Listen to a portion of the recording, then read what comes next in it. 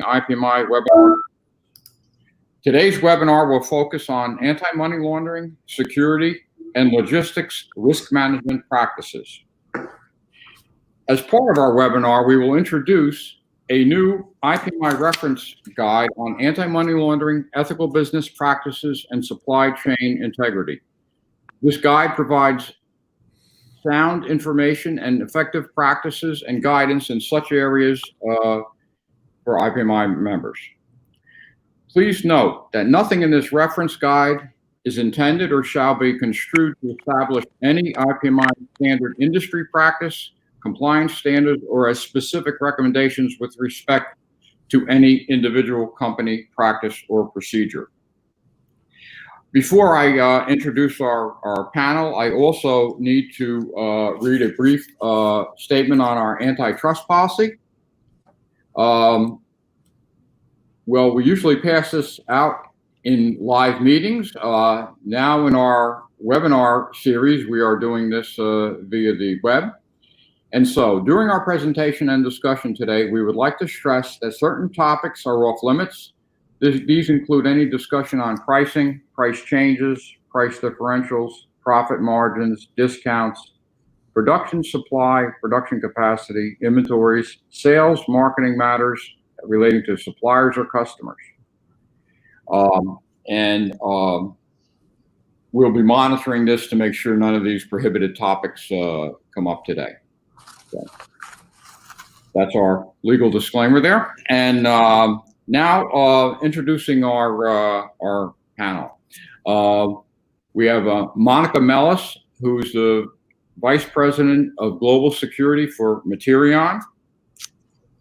Bob Long, who's Regional Security Director for UPS.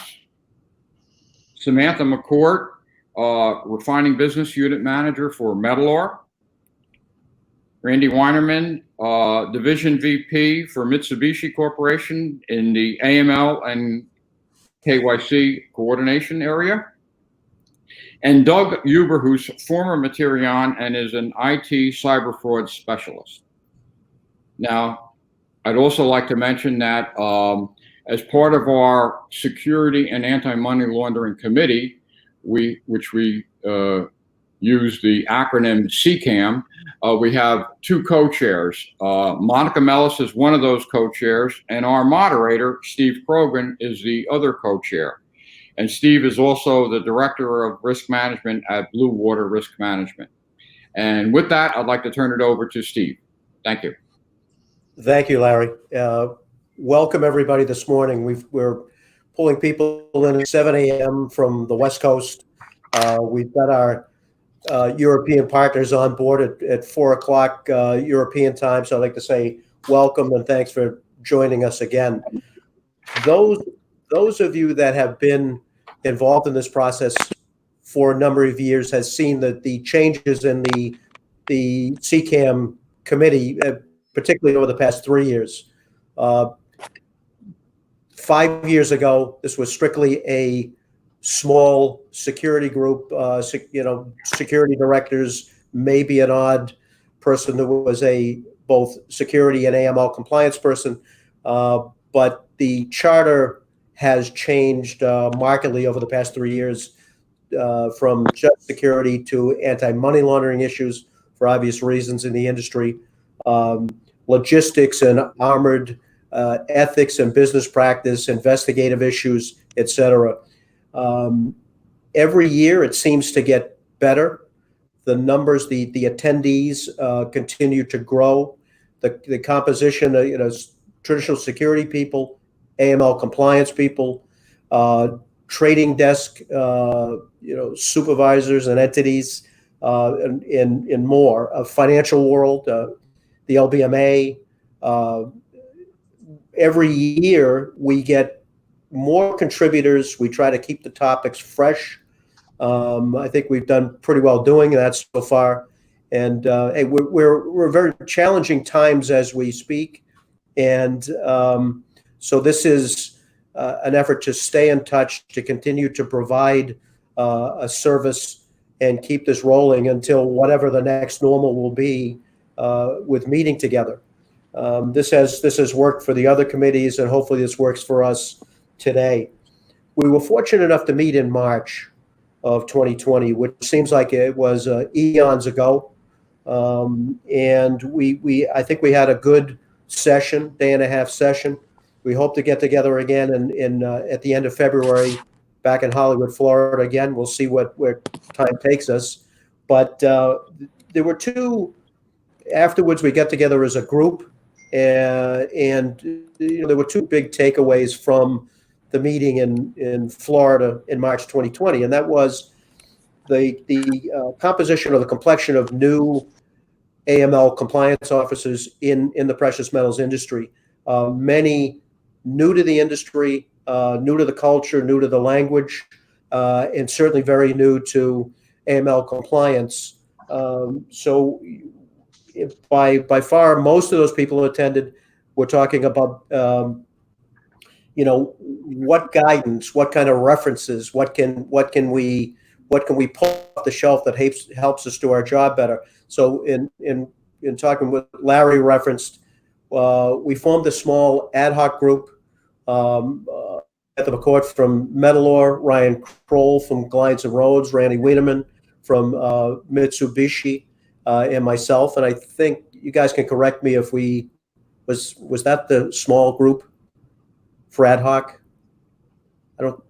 Correct. So from that, we put together a guide, an 8-page reference that you can take a look. And obviously, it has all of the guidances that have been put out by different governmental agencies, regulatory agencies that we're of.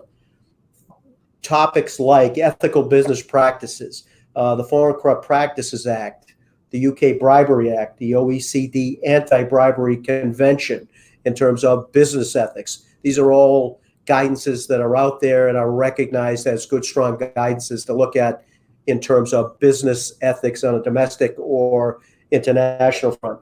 From a anti-money laundering standpoint, we started at ground zero and the foundational pieces that most everybody is aware of. Bank Secret Act 1970, Anti-Money Laundering Control Act 1986, very important guidance from the Financial Action Task Force.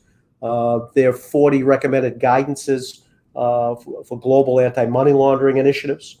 Wolfsburg Group references, LBMA responsible gold programs, the JVC anti-money laundering guidances. And JVC has become also a new and active partner with us. They've joined us the past 2 years and have some guidances to put out and some programs to put out that will help small companies in anti-money laundering programs.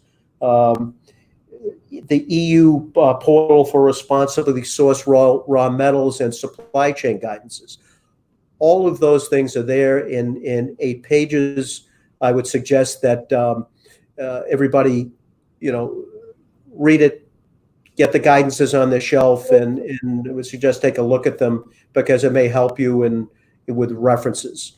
I would also, the other takeaway was really making this committee make it truly an international initiative, putting the I in IPMI, so to speak, and joining with our European partners. Larry and I have been actively involved with the European group. Larry attended, I couldn't, but Larry attended the meeting last year. And really what we talked about in that was the SECAM initiative and the things that we're doing here. I think it was well received. And people like Michael Ludwig and Julian Cole from IPA News are, very active with us now. And most recently, I'll give credit to Julian for giving us 2 publications that were out there that are some very interesting guidance, and one on EU money laundering guidances, the sort of the good, the bad, and ugly, and one organized crime, sort of compendium, Eastern organized crime, and PGM thefts in the catalytic converter lane. So good stuff. The European initiative is really working out. We hope to complement each other. We're getting some good feedback, and the reason this is is a success, I think, is because of the contributions of all of you. 3 years ago, this was not so easy, the conversation about sharing. And we've come an awful long way. We're all in the same space. We're all dealing in the same, when it comes to precious metals and compliance. There's not a given time that we're all not dealing in the same countries and with the same issues. So kudos to everybody else for making this work. So what I would like to do now is stay on the anti-money laundering topic for the next two speakers, which will be Samantha McCourt, who will talk about monitoring in this challenged environment, and Randy Weinerman from Mitsubishi, who will talk about due diligence from afar. Randy's been very, very active in traveling. I think he's home twice 2 weeks out of every month. I'm not sure if his wife is happy he's home in the office so much, but at any rate, he will talk about the challenges of getting to be able to take a look at these customers virtually. So with that, if I can turn to Samantha on the monitoring piece. Samantha, it's like just before we start, something came in from the field. I just want to point out a couple things. So when Steve referred to JVC, so that's the Jewelers Vigilance Committee. So this is a group that's a longstanding group that really works hand in hand with all aspects of people in the jewelry industry, retail and manufacturing.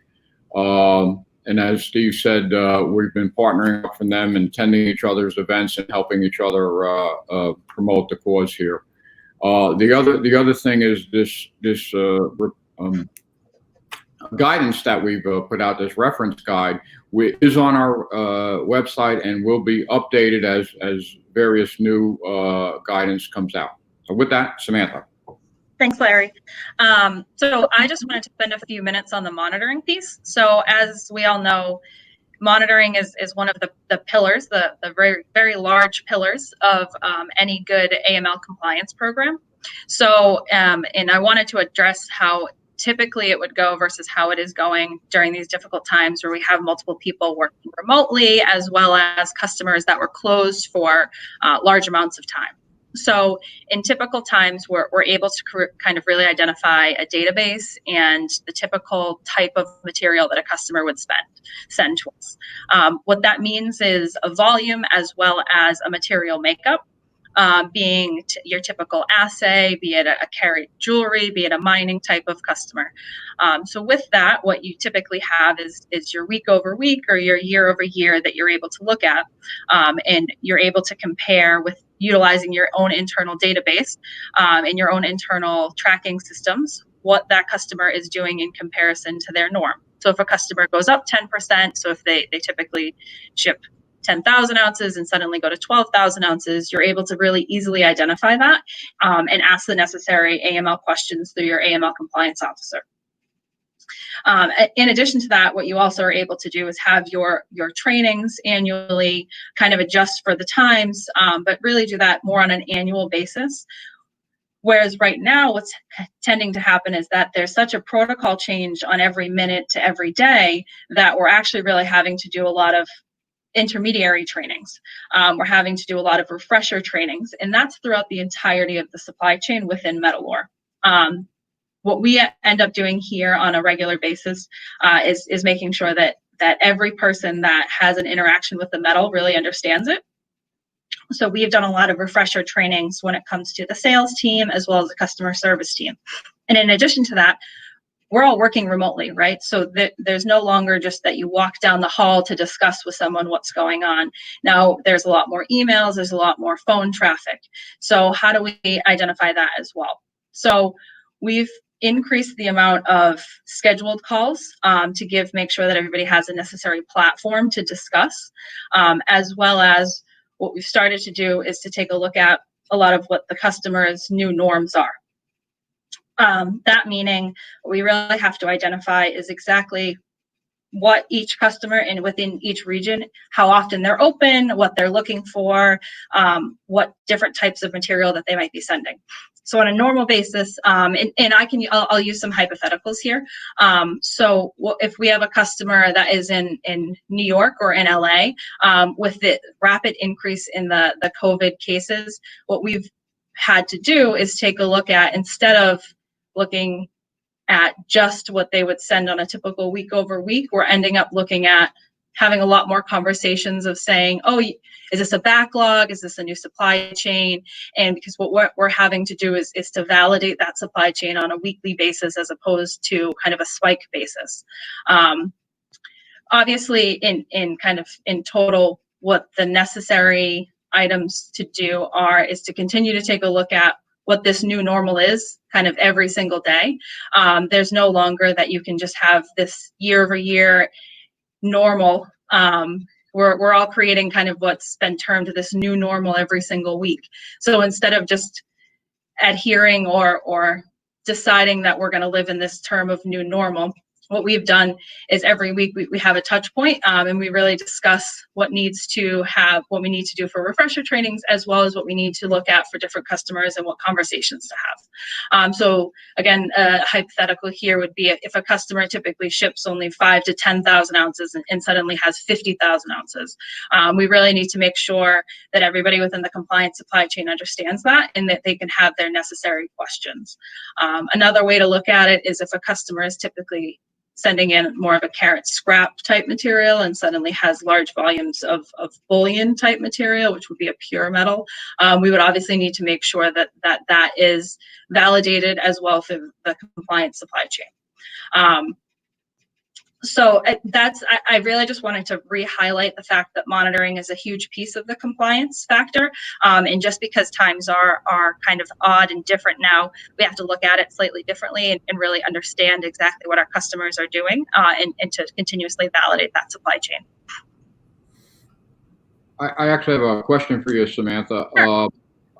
In this sort of new normal, when you have abnormalities in a spike up in intake from a certain customer, a lot of times that in the past you would deal with that by the salesperson going in, having a face-to-face and dealing right in the customer shop, if you will.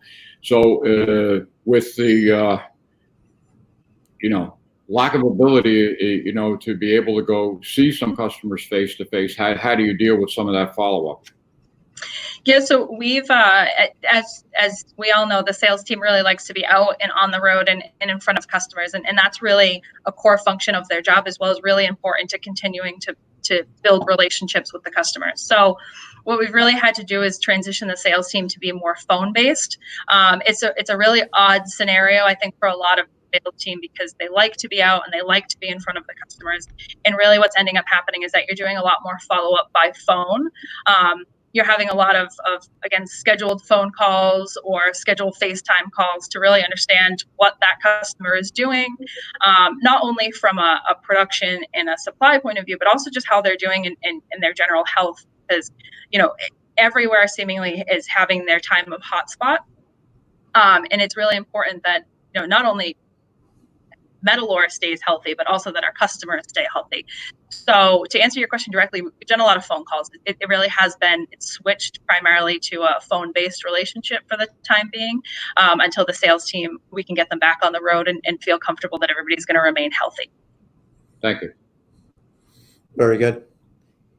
Thanks. That might be a good segue to Randy, who is constantly on the road and is suddenly, like the rest of us, is working from his red room, getting his work done for his company. But Randy, I'll turn to you on how you do it these days from the red room. I appreciate that introduction very much, Steve. Thank you. Good morning or good afternoon to you all. I hope everyone is doing well during these very difficult times. Those of us in the KYC profession realize that despite all the challenges that we're facing during the COVID period, the show must go on. And that means business must continue. And for that to happen, the customer due diligence, the CDD, as we know it, that program must also continue to operate as seamlessly and as diligently as possible. The precious metals industry tends to require a great deal of in-person KYC, site visits to industrial users, site visits to refiners and smelters, mine site visits, and so on. There's certainly no bending in the CDD rule book, so the challenge here for metal lenders and banks is to maintain the integrity of each institution's CDD program while working remotely. Thinking a little bit out of the box, being creative in how we can accomplish those tasks to reasonably identify not only the legal entity we're dealing with or to onboard, but the person or persons that control those accounts are of importance. It also goes without saying that the ability to uncover red flags with the operations of a prospective customer is also challenged when working remotely. As Steve mentioned, I do quite a bit of traveling, and I think we all do in this industry, and there's really no better way to perform a KYC than to actually be there in person. The challenge for those entities seeking support from its metal lenders and banks face the mirror image of these challenges. They need to provide meaningful, transparent, and proper due diligence items to get onboarded. So how does a metal lender or bank get to know a prospective customer and vice versa if they can't physically meet them and see their operations or have a face-to-face at an industry event? Therein lies the challenges. Randy, do you, you're dealing in a lot of different venues in the globe. Really, one of the resources you have is, you develop trusted partners, and maybe through those partners in those countries, you're able to not get exactly where you'd like to be, but you can get pretty close through those partners. Yeah, relying on on the partnerships that we develop, industry partners as well, such as an IPMI or an LBMA, is absolutely crucial.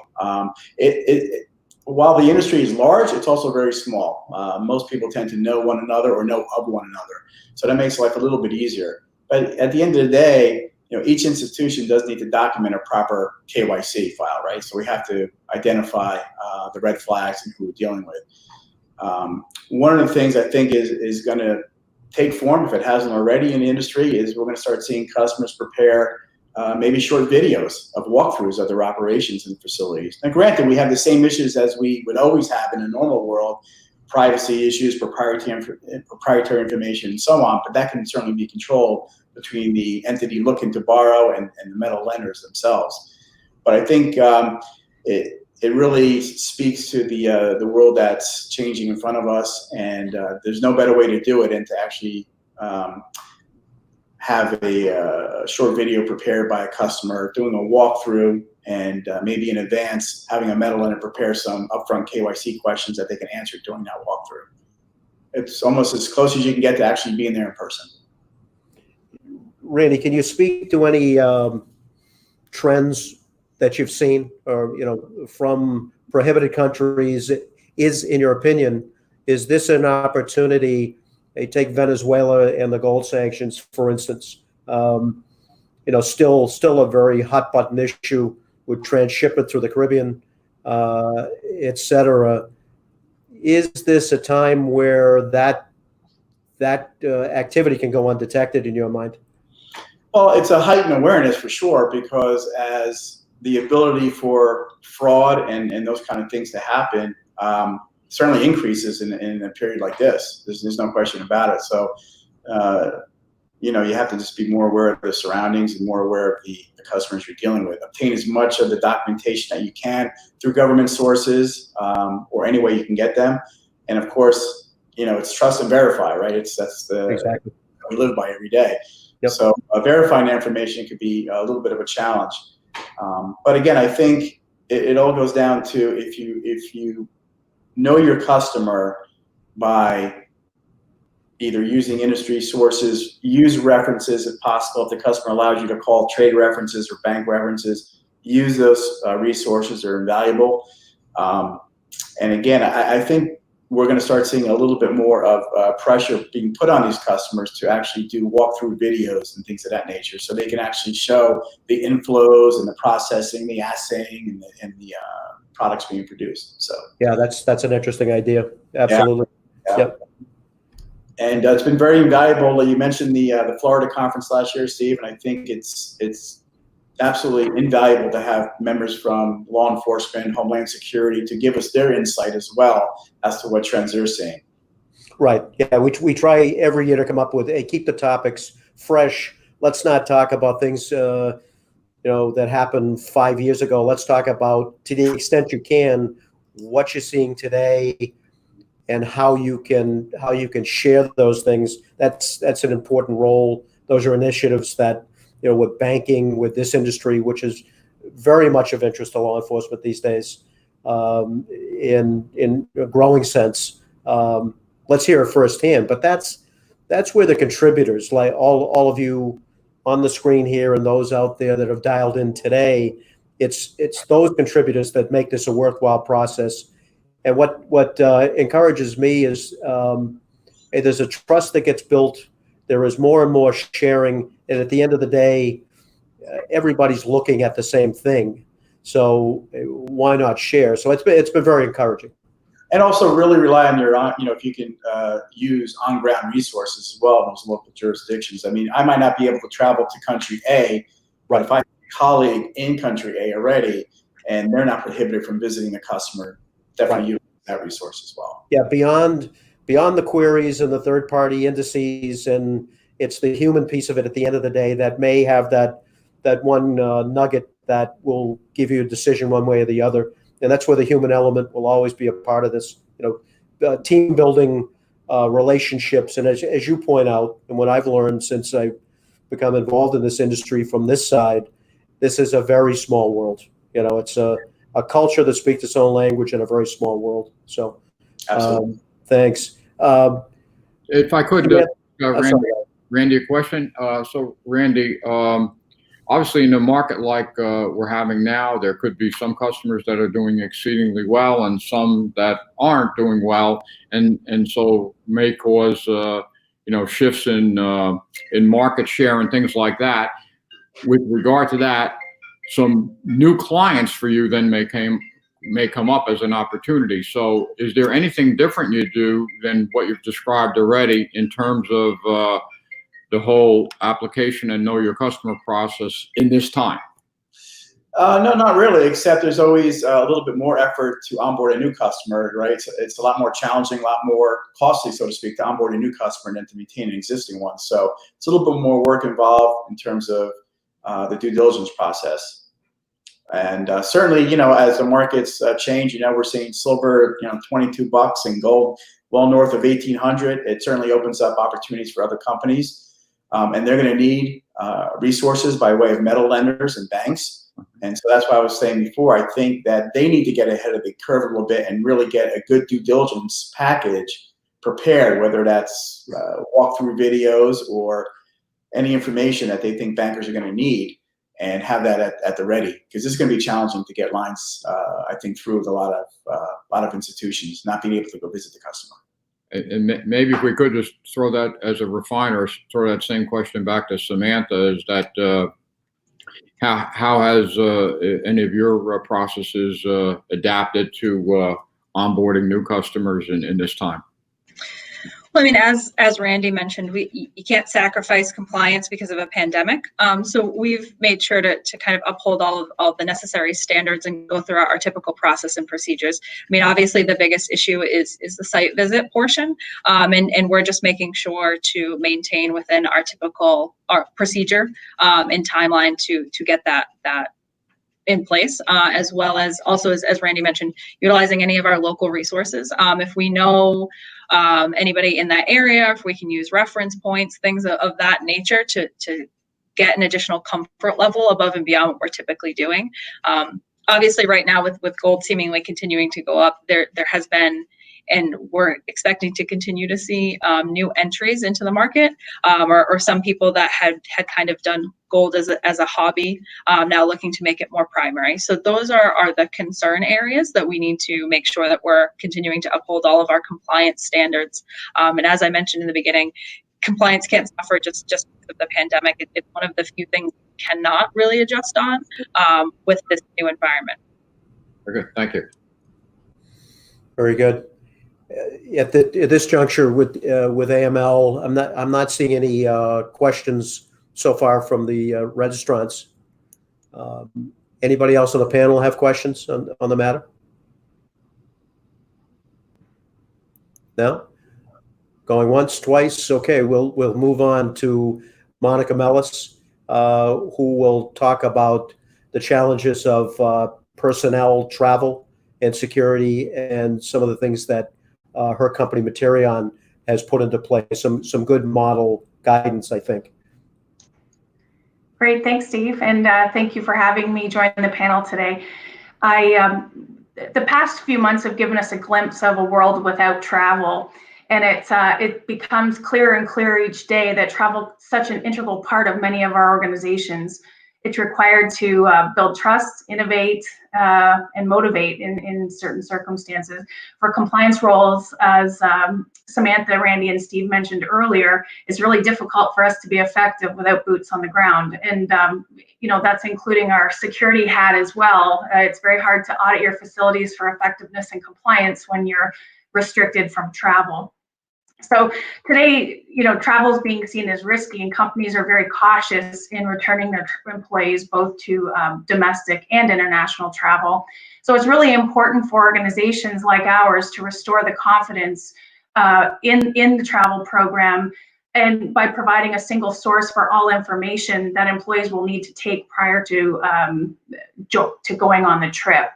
And it's also equally important to make sure that some of our invincible road warriors understand the risks associated with getting back in the planes, trains, and even automobiles. So I wanted to spend the next few minutes going over a high-level overview of what the Materion Return to Travel policy looks like.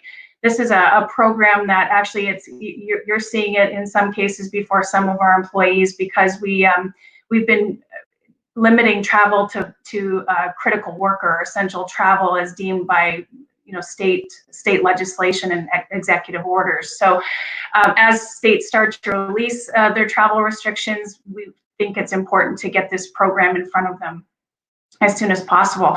So we've broken our travel program into 4 components, and the 4 components are the pre-travel process, pre-travel actions. So what are the requirements of the employee when they're prior to taking the trip, actions to take during the trip, and then what they need to do upon return. So if I just spend a couple of minutes going over the pre-travel process, we've implemented and I've seen other companies do this as well, and with positive feedback, a pre-travel questionnaire. So that questionnaire has to be filled out by by the employee, submitted to their manager for process. And it's asking certain questions that, an important one, can this trip be delayed or postponed? If it's international where folks are able to travel, do they have the proper visa requirements? Is your passport? Do you have enough time? The regular travel security questions that you would ask in a regular travel management program. But where we add the COVID related issues for us is we want to identify, we have high risk criteria in our company. So if you have signs or symptoms of whichever change, so it's difficult to keep up with, of COVID, are you over a certain age, which we've limited, placed as a high risk traveler, and any sort of medical conditions that would prohibit or should have us relook at the purpose of the trip. So that form has to be filled out, submitted to our regional travel managers, and what the travel managers will do after the manager approval is go through, and it's an onerous task, is to go through and look to see if there are any travel restrictions where travel is A, not permitted, or B, where a quarantine may be required upon return. So it's that part we've implemented in March when all of this really started. So easy to process. It is just, even with the limited travelers that we have, it is difficult to keep on top with the ever-changing executive orders by the state. So the other thing that we're making sure to remind travelers is it's not going to look like it did before this started. So, what to expect when you get to packing. Even if you pack, I was on a webinar about returning to travel with a travel risk management group, and the one thing that they said is, going for a week, you should pack for a month. Just have something available, because if something happens and you become sick, or if there's some sort of restriction that prohibits you from being able to leave your travel destination, that you have everything ready. So that would include medication, clothing, anything that you would need throughout a regular trip. The other thing is important is to let people know your hotel room may not look the same as it looked when you left the last time. Hotels are taking amenities out to avoid the possible contamination, touch contamination. So, you know, a lot of restaurant bars are closed, the pubs are closed, and any amenities, the in-food options at the hotel. So just getting them ready for what to expect when they get on the road. The actions during travel, obviously we talk about the airport, what it's going to be like. Try to avoid those high touch things, you know, counters, use your mobile check-ins where possible. But be very aware of, the most important thing for us is be aware of your health conditions. So if you're understanding that you may be going through certain regions where they're doing your temperature screenings at the airports, and you know, go through the process of thinking, what would I do if this happens to me, and what resources are available. At Materion, we have a risk travel management program, and so part of it is that we make sure that our employees are aware of that program. Again, a lot of us at new hire, you get the overview of what it is and how to sign up for it, and then you don't use it again until you need it. And so this is another opportunity for us to advertise that program, and it goes over exactly what to do should you come into a situation where you become ill, where you perhaps need to be extracted. If you have, you know, the regular things like passports being stolen, or you know, you need help. So that was an important tool for us, is to make sure that people have the app loaded on their phone, and that they are familiar of how to use it and what will happen when they call. I mean, that was a big thing for us originally, is people never used it, and then the time someone did, it was a lot. The process was clunky for them because they weren't familiar. So a lot of our efforts are being made on orienting people to the program. And then that we have a security awareness page. We make sure to update all of these travel requirements in either our COVID page, but also on our travel security management page. So just to make sure that we're continually updating it with the most up-to-date information. And then one of the things that we've been encountering, particularly with the states changing their restrictions on red states, you know, that changes daily. And so we're having people that are in travel when some of these quarantine restrictions come into place. So the one thing that we do when they're on their way back, we have them check in with their regional travel manager to make sure that it's clear for them to come back. One of the things we do, we have temperature screening in our location. So if you're working from the office, you're having the symptoms assessment and the temperature screening already, but it's making sure that you're monitoring your health regularly, and that if you develop symptoms, you know, stay home and contact your primary care physician or your manager to report. So I zipped through that very quickly. Very happy to share this program. There's nothing confidential on it other than our travel management program. So if anyone's interested, they can certainly reach out to me afterwards. Yeah, Monica, that's I was going to ask you that question. I'm glad you brought it up. Is this? Can you share the questionnaires and some of this material? I absolutely would love to. If anyone's interested, they can reach out either, I guess, through Sandra or through myself directly. Larry, what do you think the best medium to do that and get it out the best? I think the best thing is we can put it on our website. We can make it part of an e-blast. So we have, and then obviously one-on-one answers to questions. So we can handle it a few different ways. So thank you for that, Monica. Okay, you're welcome. No, that's excellent guidance. I appreciate that. Have you had to bring anybody back under adverse situations from travel? We have not, thankfully. We've had a couple that were traveling on their way to New York State from Ohio, our corporate office, and we had to divert them because they weren't considered essential workers. You know, there's the essential worker exemption, and they didn't qualify for that. So we've had to divert travel.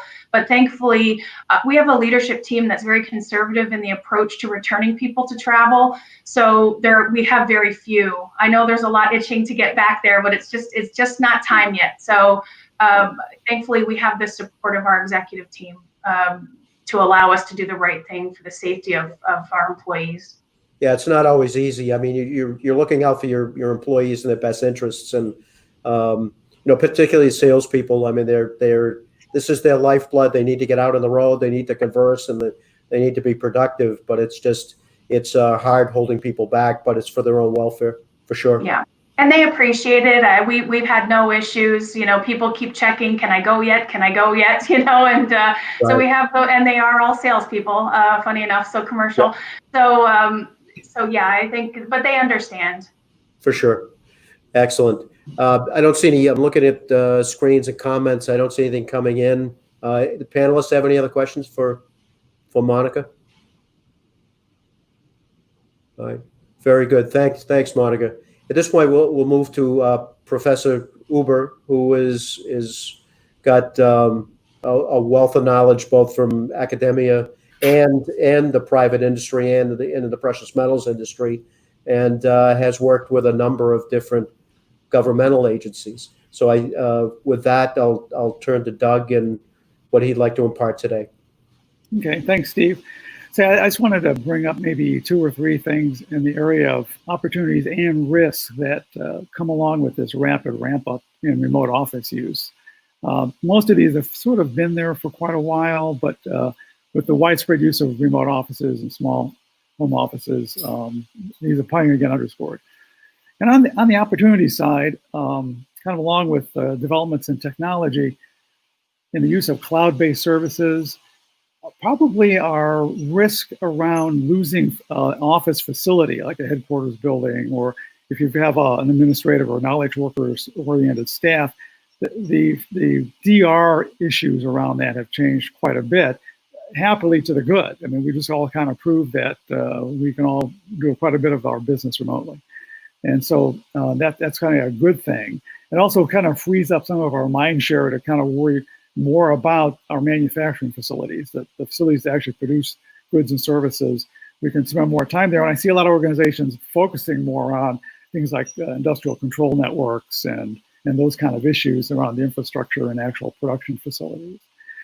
On the risk side, though, is we've got lots of people working remotely. I mean, depending on your organization, it could be hundreds or thousands now of remote offices that you have to worry about. And just in the last 3 or 4 or 5 years, our networking infrastructure has gotten fairly resilient. It's all off-the-shelf SD-WAN oriented technology. It's created a real boon in how we can improve our resiliency. However, we now have a lot of our workers working out of their home offices, dependent upon residential cable, DSL services, maybe even wireless services. And so you may have critical employees, and I've heard a number of these sort of stories over the months of critical employees who now find their home internet service has failed or isn't quite up to the kind of bandwidth they need to do their jobs, and which it kind of forces them to go run off to, if possible, a public library or a Panera Bread or a Starbucks cafe, which in this current environment is difficult because they're probably closed too. But you're forcing these people to go and work out in areas that maybe aren't as secure as they should be. So I think a lot of organizations are starting to think about, what workers do I have out there? Who's really critical as far as being connected fairly much all the time? And what sort of resiliency can I bring to that home office world? And so that's gotten to be kind of an issue. Kind of a second thing to worry about is that at home office itself, you now have critical information, both hard copy and digital, sitting on the kitchen table. And we can all think of all kinds of interesting scenarios. What could happen to that? You could have children taking up a scrap paper and doing drawings. There's been some odd stories about that. But basically, it's in an insecure environment. And so that's going to, I think, push organizations to be better at labeling information, both digitally and as well as physically, maybe putting more restrictions, building in technical controls around their endpoints as far as what information is legitimate to be looking at in your home office and working with in your home office. You have home office equipment like printers, which may not be purchased by the organization. They may not be really under the jurisdiction of the company.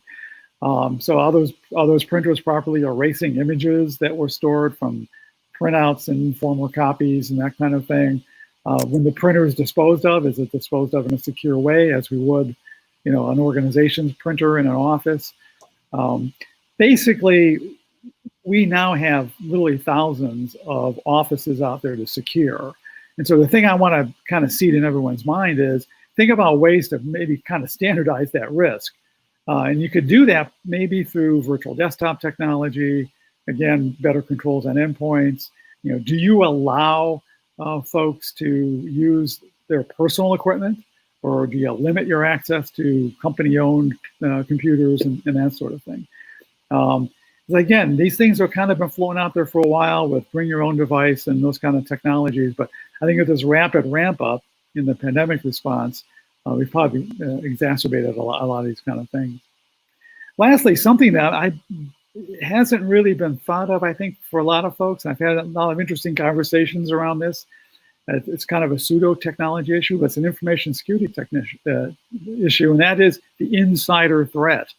I think a lot of organizations maybe tend not to want to focus too much on insider threat because it's a difficult one to kind of deal with. No one wants to think about their employees and the folks that they know and work with and respect maybe being a threat or treating them like a threat. So you got HR initiatives running afoul of information security initiatives, and balancing act can be kind of difficult. But based on kind of information that you're dealing with and your obligations to it, you may have to kind of worry more about this. And the things I want to bring up are things that maybe wouldn't be top of mind. And that is the psychology of people working remotely. As you work remotely over a period of time, you tend to feel a little disconnected from the organization. You're not in that social fabric of the office place, which provides sort of a check and a balance and sort of keeps you on track. You become a little disgruntled. You're there by yourself in your office. You tend to become more disgruntled. So you may be open to actually violating company policies with handling information a little quicker by yourself in your home office. You feel some anonymity. And plus, again, you're not attached to your colleagues to sort of be that counterbalance to whatever the issue is.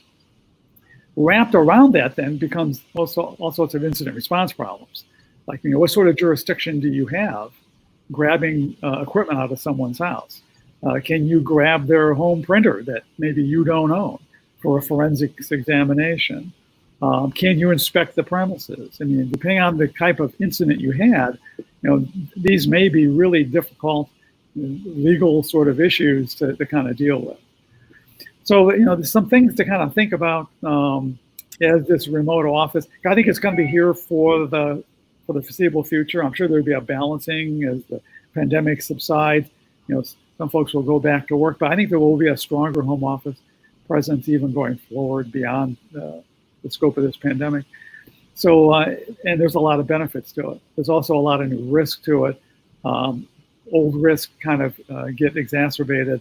So these are all kind of key things to think about as we move forward with this sort of new corporate culture.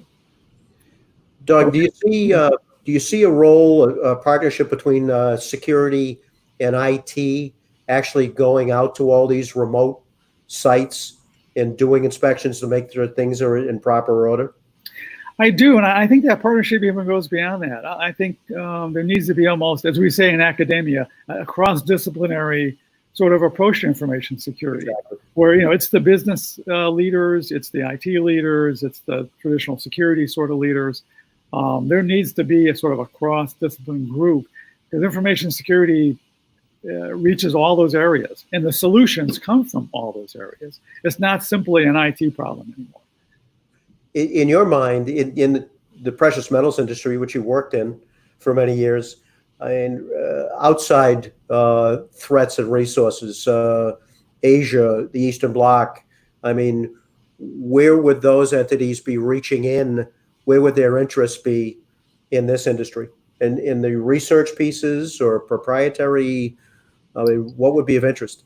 It depends on your adversary, right? I mean, the classic response to that would be China's a vacuum cleaner. They go after everything. Right. They may not be interested in something today, but next year they would be. So they go up and try to get everything. Other more Russia, maybe Eastern European sort of adversaries, they're focused on something. They've got something in mind they're going after. Primarily, it is, I think, more the research orientation. and also the business competitiveness sort of information. So, sales plans and proposals and responses to bids and all that sort of stuff. So they can get a leg up, kind of with that information.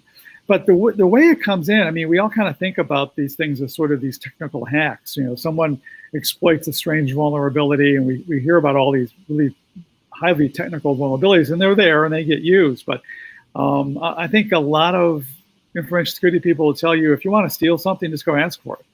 It's social engineering. It's social engineering. And imagine the home office environment. I mean, there's a whole new playbook there for social engineering. You can masquerade as a FedEx guy or some sort of a service guy. Go cut off someone's DSL and force them into a less secure environment because I got to attend a meeting, so I got to run out to some other a Starbucks cafe or something to try to get on Wi-Fi. And so you force people into a less secure environment. I mean, there's all kinds of social engineering things you can think of there. And again, I think working remotely long term, I've had that experience of during the home office thing for a year or two. You do get disconnected, and I think there's different sort of pressures that come to bear on employees in that environment. So our HR folks should really kind of focus on that and sort of follow the research and the anecdotal sort of evidence that's going to be coming out of that. For those who, pre-COVID, who flew frequently, it always amazed me to sit on an aircraft, depending on where you were in the seat, and everybody's on their laptops and working, and just the lack of vigilance when it came to being on an aircraft. This is pre-COVID. Right. I can only imagine, on the home front, what happens and the precautions that need to go into place. But easily looking at other people's laptops on aircraft, the very sensitive information that was being transferred back and forth, it was just easily obtained. Well, and also, the wireless services on those, is that really the airport or the facility's wireless service, or is it some hacker masquerading as that wireless service? I mean, Right. It's a classic sort of attack. It's very easy to do. Lots of tools out there to make that off the shelf. Very good. I wanted to switch to a question from one of the participants out here. It was up on my screen, but I don't see it now. I can take it if you want. Okay. Oh, there it is. The question, Doug. The question that came from Randy was: is there any guidance on the legal enforceability of scanned signature documents for which original signatures may not be required? I don't know. I know digital signatures, a true digital signature, which is kind of tough to get. You got some effort there, is enforceable.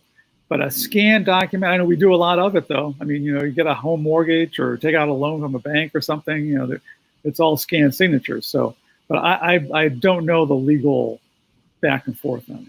I could maybe jump in a little bit, just from experience. We could get this checked out to get a firm legal answer. But my experience with scanned documents, with as an example, with a lot of the hotels that we do contracts with, is that it has to be part of the contract. There's language in the contract that allows for you to have scanned documents. I'm looking at Randy here.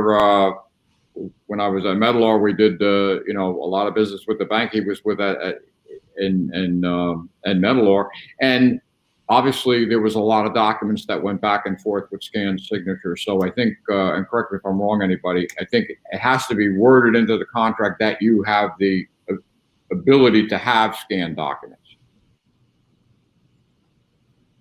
So it should be okay.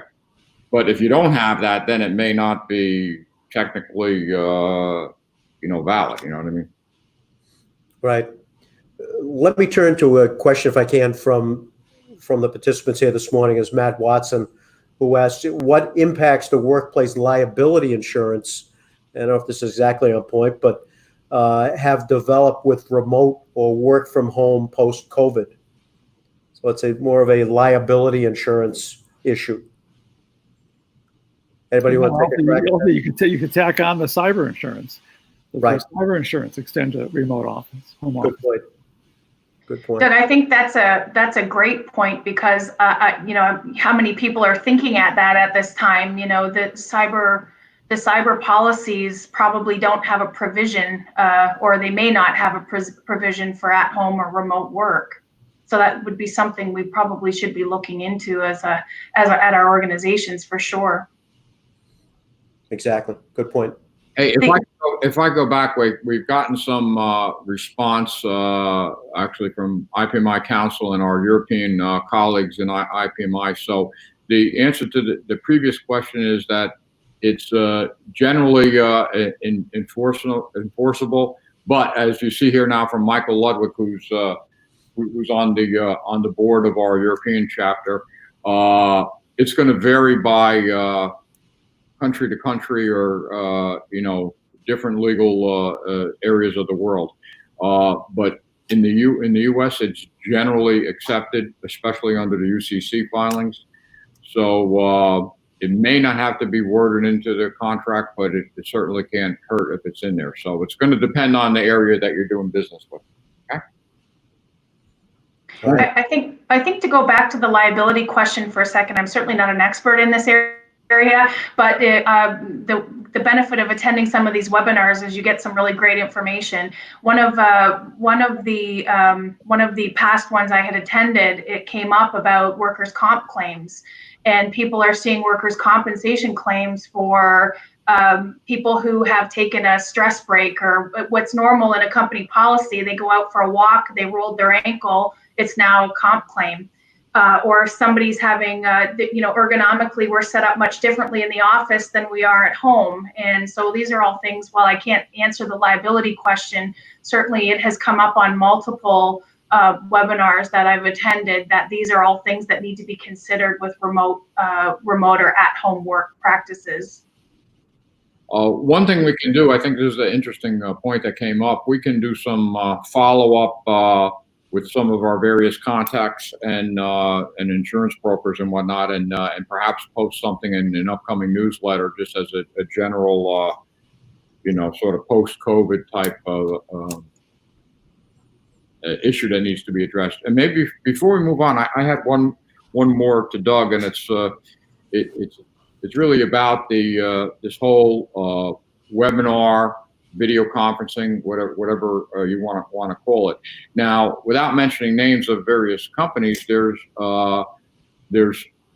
some companies have policies where they're not allowed to use, service A or service B or service C. So my question is, how do you go about doing the IT assessment of the security, if you will, of a various video conference? It may not be an issue in something like this webinar that we're having today, where it's general information we're trying to, impart with our membership.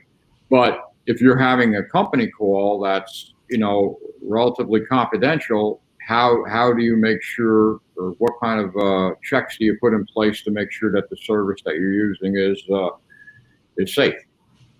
Well, the key there is end-to-end encryption. You probably maybe read about that in some of the back and forths over the last couple of months, but the service should provide their encryption from your endpoint, your PC, all the way through to the remote endpoints, which is difficult to do. I mean, it can be done, but it's not something that's maybe ubiquitous out there. And you have to separate that out from, they can say they're encrypted, but might be encrypted from your PC to their service, their cloud service, where it gets decrypted, re-encrypted, and sent out to their recipients. What you want is end-to-end, so that nobody in the middle, including the service provider themselves, can really tap into that stream. And so that's the question you need to ask your provider, and get some verification about that. These providers should have auditable documents, the old SOC 2 type documents and whatnot, that would verify that they actually do that. But that's what you'd be looking for, end-to-end encryption. Thank you. Very good. Any more questions from Doug, from the panel or guests? Okay. We'll move on to Bob Long from UPS Security, Northeast Director. I might have the title entirely correct, but Bob has been with UPS Security for about 29 years now, and in the past, we've had a number of different logistics providers with us. We're glad to invite Bob is a long-time listener, but first-time caller to our web. So with that, I'll turn to Bob. All right, thanks, Steve. Appreciate the introduction. Just a little bit about myself. As Steve said, I've been with UPS 29 years. I started as a package car driver in Watertown, Massachusetts. Everybody that's in management, I would say 99% of the management people start as a driver or an inside employee. We like to promote from within. And then when I got promoted in 1993, I went down to Rhode Island and worked in obviously the jewelry and the precious metals industry while I was down there as a security supervisor. Spent majority of my career down there working in that industry, and then the Boston area as well.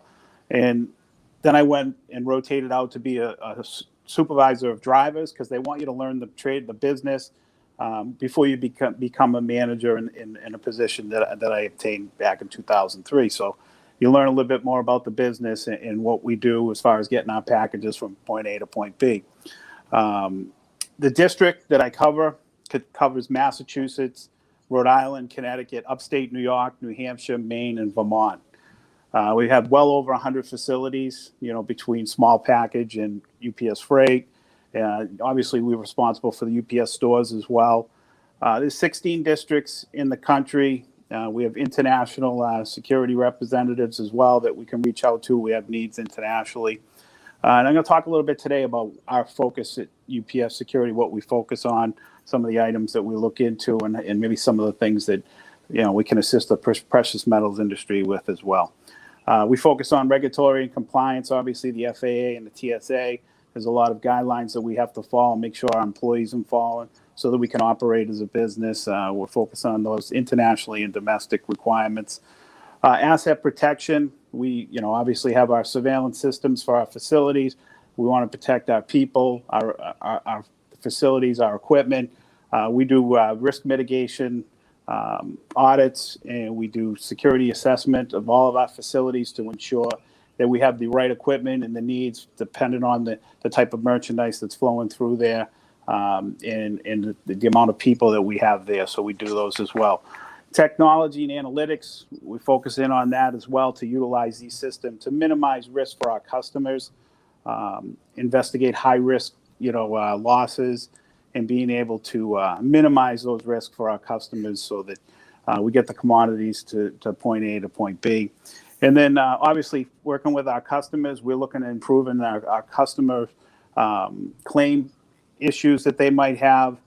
Security will assist to get growth opportunities in the business, and fraud mitigation, and utilize cross-functional functions within the entire process to come up with solutions for our customers when they're having claim issues, and focusing on end-to-end issues as well. And then lastly, we focus on training and develop our people. We have a business continuity management team that deals with any type of incident response, and security takes a leadership role in that. If we have like a bomb threat or some type of active shooter or a service interruption. And every function has the job-specific responsibilities that they deal with that type of incident, so we can, limit our exposure and make sure we're up and running as quick and as smooth as possible, and making sure everybody's safe.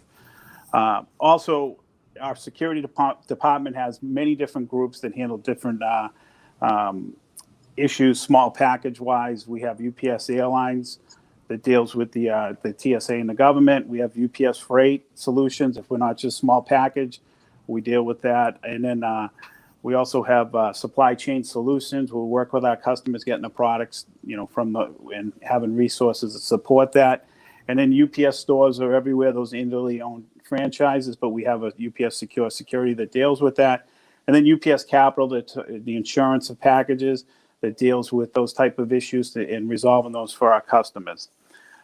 Whether it's small package, UPS Freight, or Freight Forwarding, UPS Capital and Supply Chain Solutions are the groups that would assist in getting precious metals companies up and running. These groups assist with the insurance of packages. We have a limit domestically, but they can apply for waivers so that they are able to ship these items not only domestically, internationally, and UPS Capital is also an option to insure packages. So we're not just in the business of picking up and delivering packages. We have a lot of different roles with as far as insurance and ways that we can have customer solutions to impact your businesses.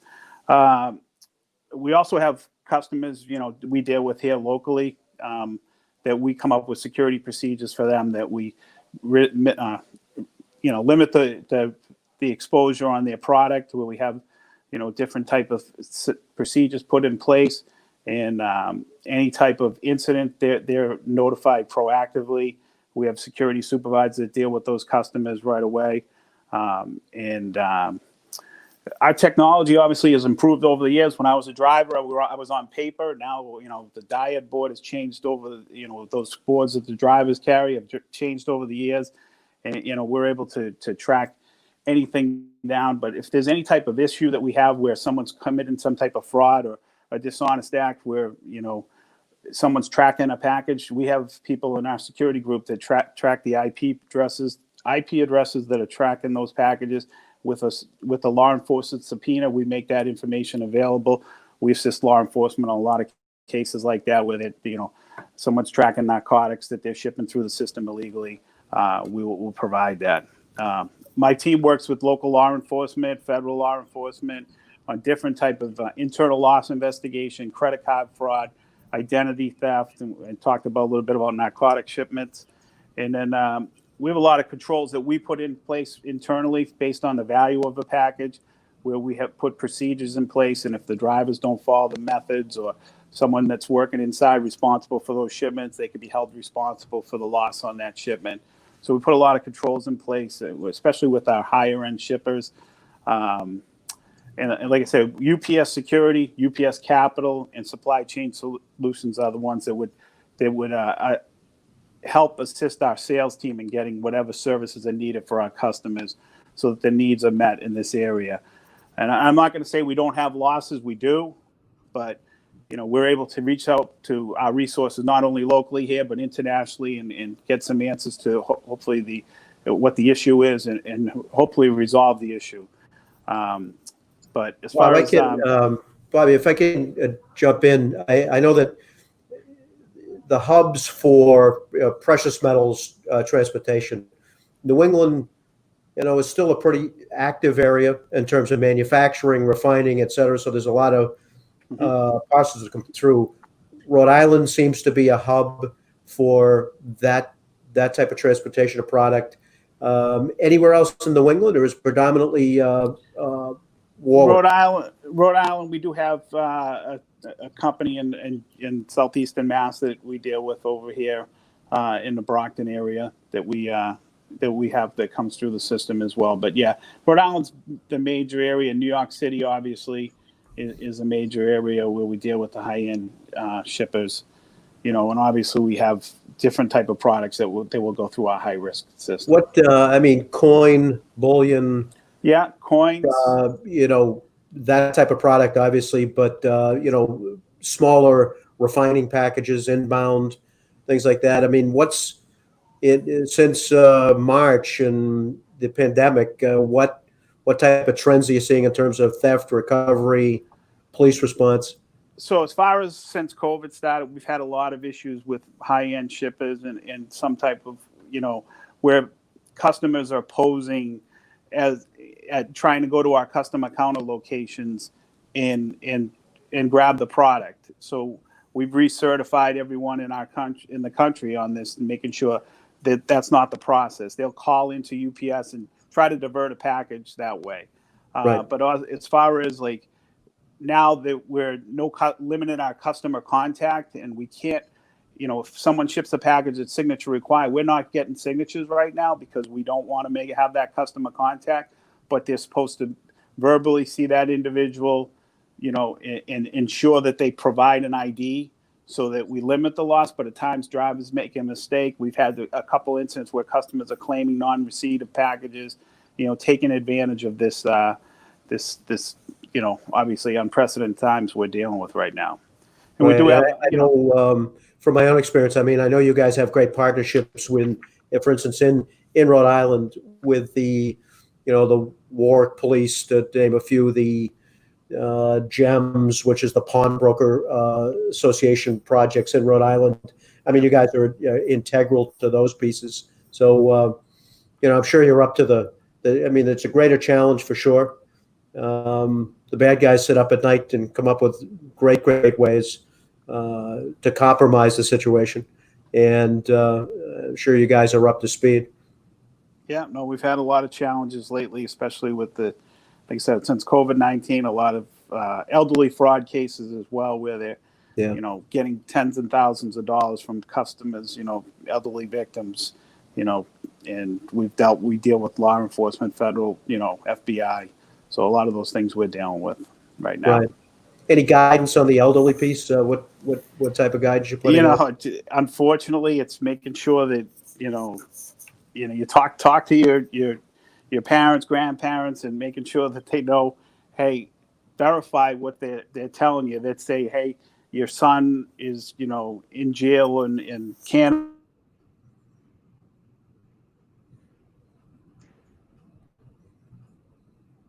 Did we lose Bob? We lost Bob.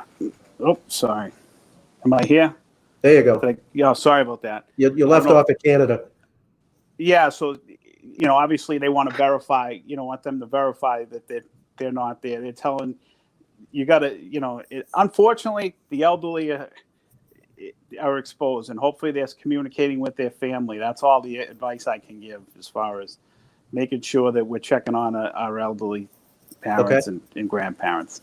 Oh, good advice. This might be the time. We're past the hour mark here. I don't think we're restrained, but maybe last go around for questions from any of the panelists. I have a question for Bob, if I could.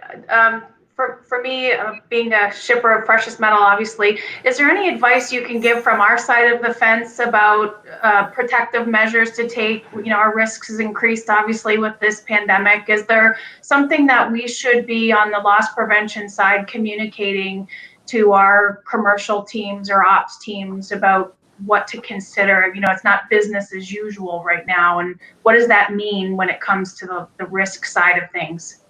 Yeah, just making sure that we're, when you're shipping a package, obviously there's no identifying markings of what's in the product itself, limited what type of the name on the package might be, but also making sure you're you're verifying the customer before you ship it. It's someone that you trust, that it has good credit with you. A lot of the stuff that we're seeing is with people being victimized is going to residential addresses instead of business to business. So be careful of who you're shipping with there when it comes to the precious metals. So. Very good. Anybody else from the panel? Going once, going twice? Okay. Well, I want to thank all our panelists here for their participation in today's webinar. You all really provided a good service to all our members.